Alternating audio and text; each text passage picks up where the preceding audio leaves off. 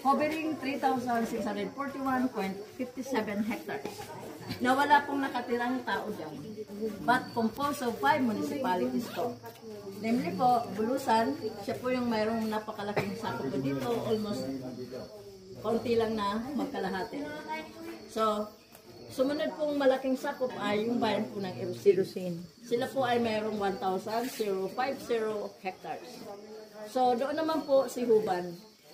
Siya naman po ay mayroong sakop na 7.42 hectares.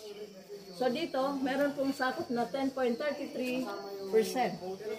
At dito naman po is 8.78%. So bali si Bulkan Bulusan po ay halos sa gitna ng 5 bayan.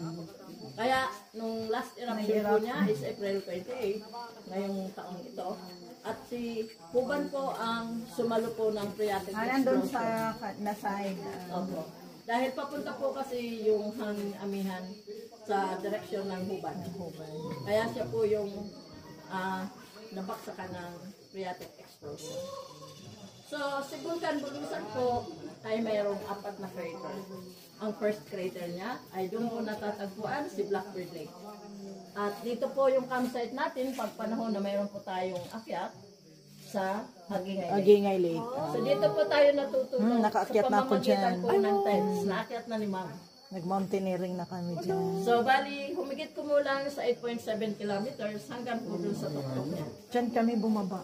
But sa ngayon, dahil si Bulkan Bulusan po ay pang-4 na aktibong bulkan sa Pilipinas, kaya medyo strict po ngayon, alert level 1 po siya, wala pong pwedeng Kailan po siya next year pa?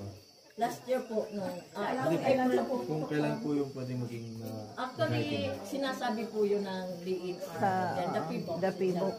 At meron pong batas kasi ngayon na medyo nasa paloob po siya ng strictly prohibited zone. Kaya kung kailan ho yun mag-aano ng ordinansa na pwede siyang akyatin kahit mag-zero level siya.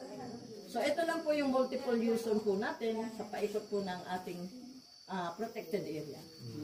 Kasi dito po, inaano ang protected, strictly prohibited zone dahil kung sobra pong reserve po, ay posibleng mayroon po tayong hindi na consider yung carrying capacity po niya.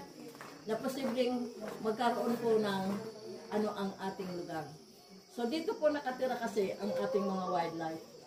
So sila lang po ang nakatira, kaya ang lugar nito, sapat po natitirhan nila without disturbance possible. Kaso mo po may mga mountaineering,